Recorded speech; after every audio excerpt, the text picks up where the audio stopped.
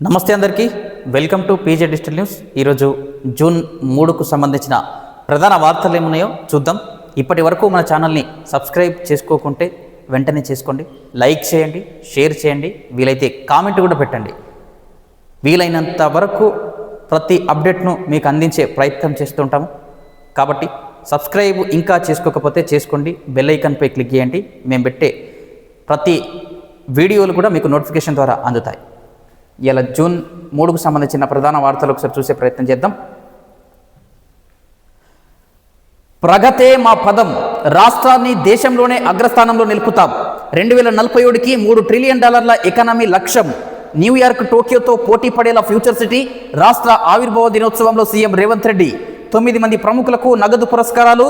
రాష్ట్ర అవతరణ దినోత్సవ శుభాకాంక్షలు తెలిపిన రాష్ట్రపతి, ప్రధాని అమిత్ షా, ఖార్గే, రాహుల్. తెలంగాణ ప్రత్యేక రాష్ట్ర ఆవిర్భావ దినోత్సవ వేడుకలు నిన్న ఘనంగా నిర్వహించారు. సీఎం రేవంత్ రెడ్డి గారు కూడా పాల్గొన్నారు. అదేవిధంగా తెలంగాణ ఉద్యమ చరిత్రలో ఉద్యమంలో కీలక భూమిక పోషించిన కవులకు, రచయితలకు నగదు పురస్కారం కూడా అందజేశారు. దాదాపు ₹1 కోటి నగదు పురస్కారం అందజేసి వారిని సత్కరించిన పరిస్థితి. అదేవిధంగా ఒకసారి చూసే ప్రయత్నం లోపల దేశానికి స్వాతంత్రం వచ్చి 100 ఏళ్లు పూర్తయ్యే 2047 నాటికి తెలంగాణ రాష్ట్రాన్ని $3 ట్రిలియన్ ఎకానమీగా మార్చే లక్ష్యంతో పనిచేస్తున్నామని ముఖ్యమంత్రి రేవంత్ రెడ్డి అన్నారు. పారదర్శక పరిపాలనతో రాష్ట్రాన్ని అన్ని రంగాల్లో అభివృద్ధి పథంలో నడిపేందుకు ప్రభుత్వానికి ప్రజలు అండగా ఉండాలని కోరారు. 2047 నాటికి తెలంగాణను నంబర్ 1 స్థానంలో నిలిపే దిశగా ప్రజాప్రభుత్వం ప్రణాళికలు సిద్ధం చేస్తున్నారు. సోమవారం తెలంగాణ రాష్ట్ర ఆవిర్భావ దినోత్సవం సందర్భంగా సికింద్రాబాద్లోని పరేడ్ గ్రౌండ్లో నిర్వహించిన వేడుకల్లో సీఎం రేవంత్ రెడ్డి గారు పాల్గొన్నారు.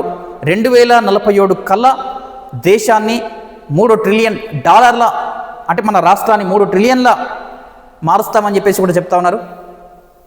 మరి అప్పటి వరకు ఇవే ప్రభుత్వాలు ఉంటాయా, వేరే ప్రభుత్వాలు వస్తాయా, మనం ఏం చెప్పలేము పరిస్థితి. ఎందుకంటే ఎన్నికల్లో ఎవరైనా గెలుపొందొచ్చు. ఏ ప్రభుత్వాలైనా ఉండేది 5 సంవత్సరాలు మాత్రమే. ఆ 5 సంవత్సరాలలోపు ప్రభుత్వాలన్నీ కూడా అప్పులు కాకుండా సుస్థిరాభివృద్ధిని సాధించి పెడితే నెక్స్ట్ వచ్చే ప్రభుత్వాలు కూడా అప్పులు చేయకుండా ప్రజలకు సుభిక్షమైన పాలనను అందించగలుగుతారు.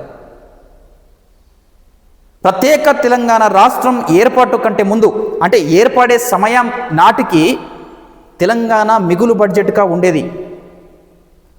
అంతెందుకండి, తెలంగాణ హైదరాబాద్ సంస్థానం ఉన్నప్పుడు ఆంధ్రప్రదేశ్లో విలీనం కాకముందు 18 నుంచి 21 లేదా 29 కోట్ల మిగులు బడ్జెట్తో తెలంగాణ అప్పటి హైదరాబాద్ సంస్థానం ఉండే. ఎప్పుడైతే ఆంధ్ర రాష్ట్రంతో కలిసిందో 1956 పెద్ద మనుషుల ఒప్పందంతో ఆంధ్రప్రదేశ్లో చేరిందో అప్పటి నుంచి తెలంగాణ ప్రజలకంతా కూడా నష్టాలే జరుగుతూ వచ్చాయి.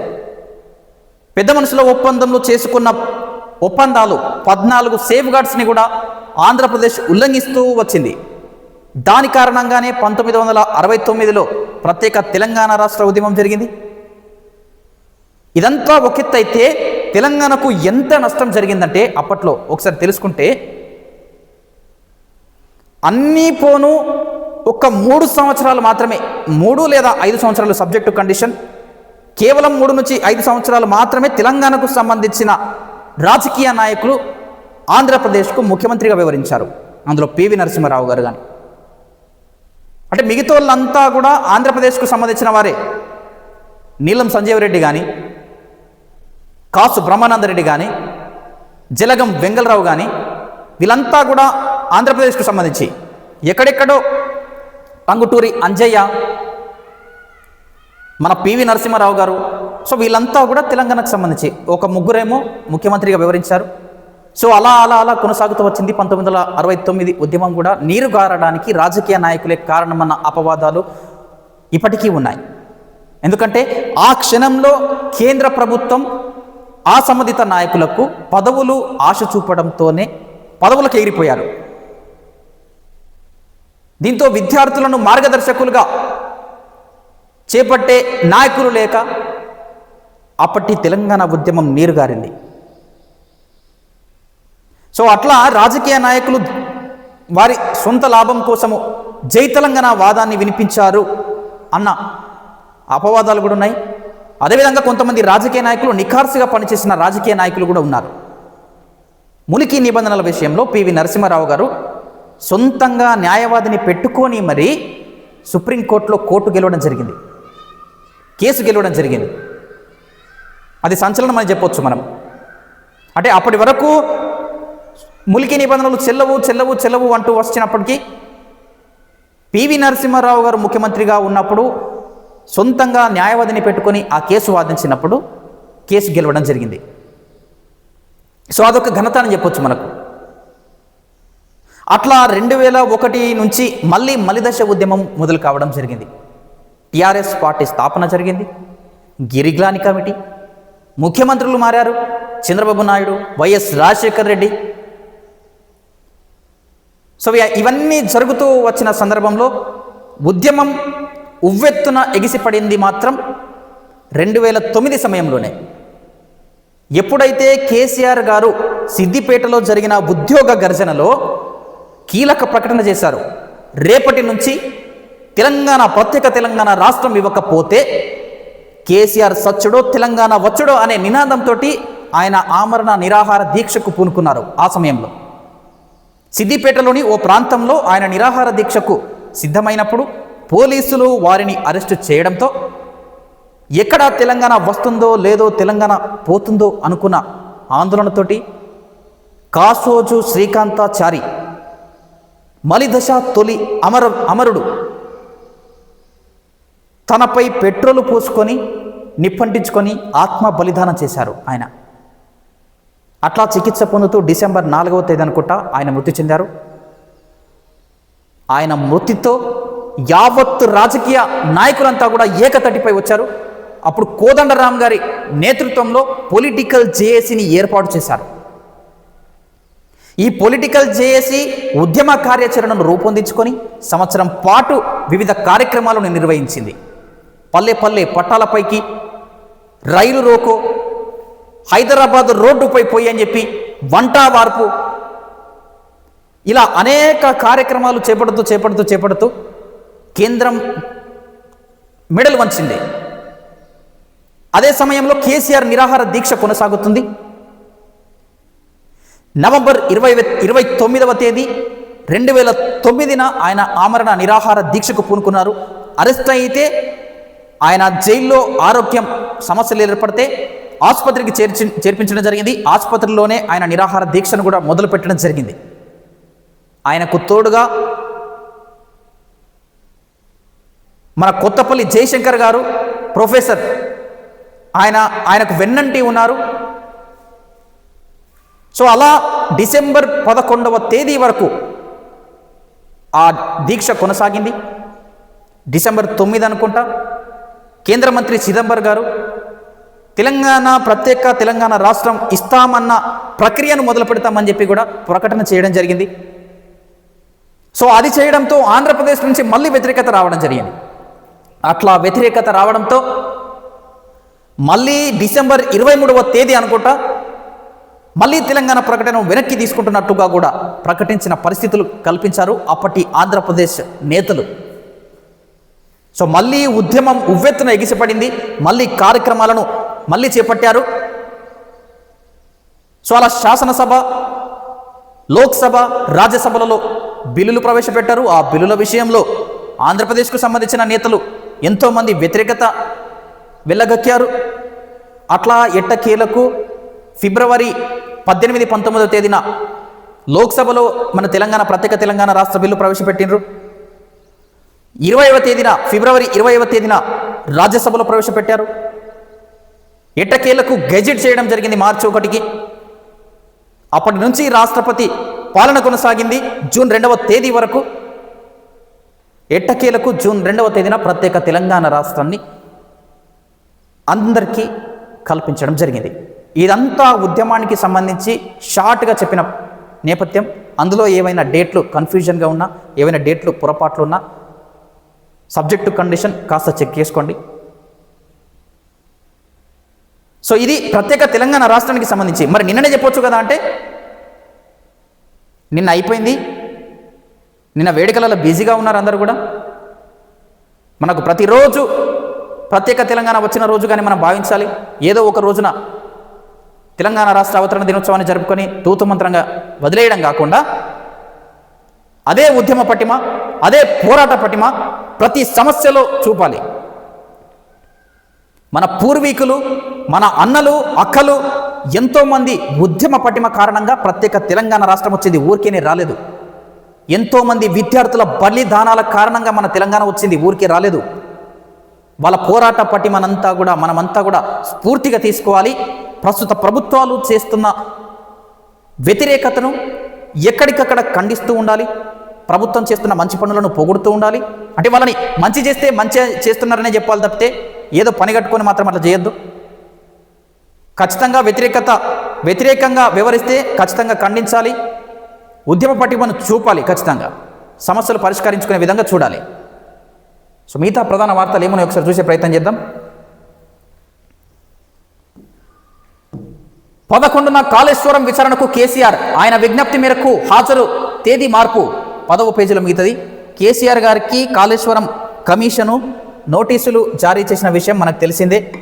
సో ఈ నెల 5వ తేదీన ఆయనకు నోటీసులు జారీ చేస్తే 5వ తేదీన విచారణకు హాజరు కావాలని చెప్పి నోటీసులో పేర్కొంటే ఆయన కొన్ని వ్యక్తిగత కారణాల వల్ల అని చెప్పి కమిషన్కు మళ్ళీ లేఖ రాయడం జరిగింది. సో ఎక్కడుంది ఈ వార్త? సో ఇది చూడండి ఒకసారి.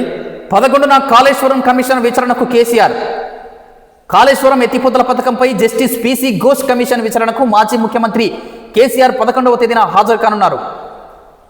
కాళేశ్వరం ఎత్తిపోతల పథకం విషయంలో అవినీతి అక్రమాలు జరిగాయి, అవకతవకలు జరిగాయి అన్న నేపథ్యంలో కాంగ్రెస్ ప్రభుత్వం ఒక కమిషన్ అయితే ఏర్పాటు చేయడం జరిగింది. ఆ కమిషన్ చాలామంది రాజకీయ నాయకులకు, అధికారులకు కూడా నోటీసులు జారీ చేసిన పరిస్థితులు మనం గతంలో చూసాము. సో ఈ నేపథ్యంలో తాజా పరిస్థితులు ఏంటంటే కేసీఆర్ గారికి కూడా, మాజీ ముఖ్యమంత్రి బీఆర్ఎస్ అధినేత కేసీఆర్ గారికి కూడా 5వ తేదీన హాజరు కావాలని చెప్పి కమిషన్ నోటీసులు ఇవ్వడం జరిగింది. ఇదిలా ఉంటే కేసీఆర్ గారు హాజరు కానున్నట్లు ప్రకటించారు. దానికి సంబంధించి ఫామ్ హౌస్లలో చర్చలు జరిపారు, హరీష్ రావుతో భేటీ నిర్వహించారు, ఏమేమి కమిషన్ ముందు పెట్టాలని చెప్పి. చివరిగా 5వ తేదీ రోజు వ్యక్తిగత కారణాలు ఉన్నాయని చెప్పి కమిషన్కు లేఖ రాసి ఆ తేదీని మార్చాలని చెప్పి విజ్ఞప్తి చేశారు. ఆయన విజ్ఞప్తి మేరకు కమిషన్ స్పందించి 11వ తేదీన దాన్ని మార్చింది. కాబట్టి కేసీఆర్ గారు 11వ తేదీన హాజరు కానున్నారు.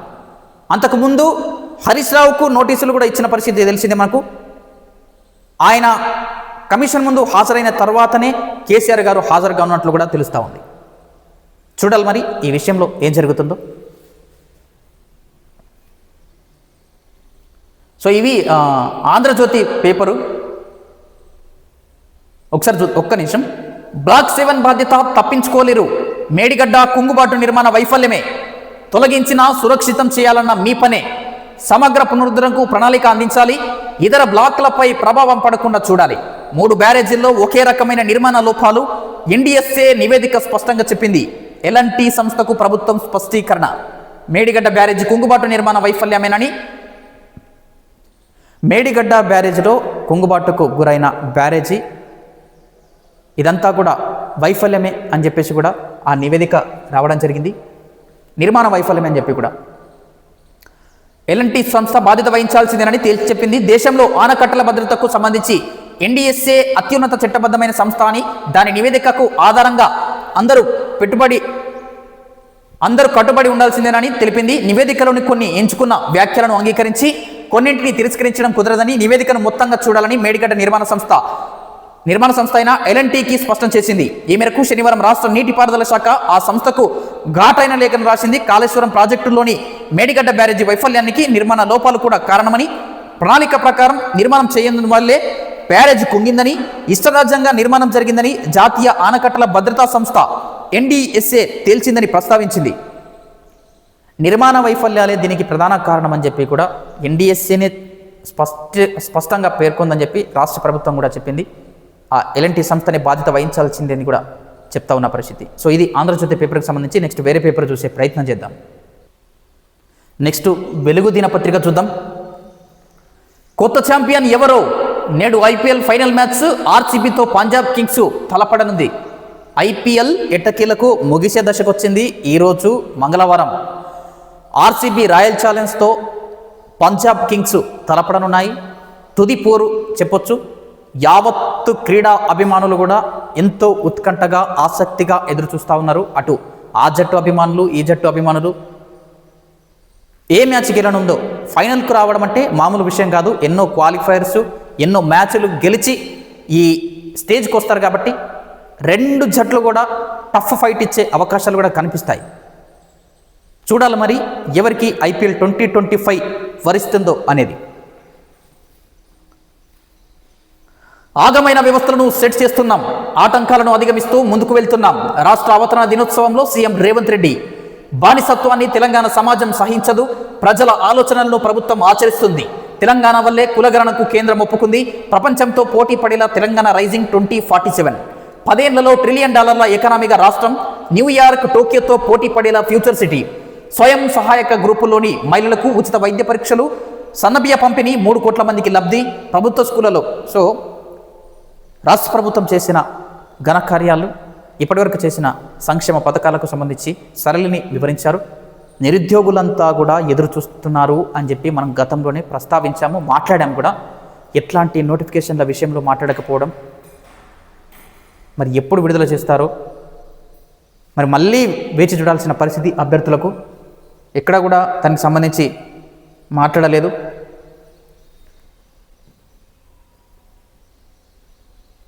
హరీష్ ఈటల భేటీపై పక్కా సమాచారం ఉంది. టైం వచ్చినప్పుడు అన్ని బయట పెడతాం. PCC chief Mahesh Goud. 100 సీట్లు కాదు, ముందు మీ మామ బావా మరిదితో పంచాయతీ తెలుసుకో. 10 ఏళ్ల మీ పాలన, 17 నెలల మా పాలనపై చర్చకు రావాలని హరీష్కు సవాల్. హరీష్ రావును మరియు బీజేపీ ఎంపీ ఈటల రాజేందర్లు ఇటీవల కలిశారని చెప్పేసి. ఎందుకంటే కాళేశ్వరం కమిషన్ విషయంలో గత బీఆర్ఎస్ ప్రభుత్వంలో బీఆర్ఎస్ పార్టీ నేతగా ఉన్న ఈటల రాజేందర్ గారికి కూడా కమిషన్ నోటీసులు ఇవ్వడం జరిగింది. ఈటల రాజేందరు, హరీష్ రావు, కేసీఆర్ గారికి. కాబట్టి కమిషన్ ముందు ఏమేం చర్చించాలో అన్న విషయంలో వారిద్దరు కలిసి ఉండొచ్చు. మరి పక్కా సమాచారం ఉంది, కలిసిన విషయము ఏమేం చర్చించారు పక్కా సమాచారం ఉందని చెప్పేసి పిసిసి చీఫ్ మహేష్ కుమార్ గౌడ్ గారు చెప్తా ఉన్నారు. సో ఇవి ఈరోజు జూన్ 3కు సంబంధించిన ప్రధాన వార్తలు. చూస్తూనే ఉండండి మన పీజే డిజిటల్ న్యూస్. నేను మీ ప్రదీప్ జిల్లేడు గారు.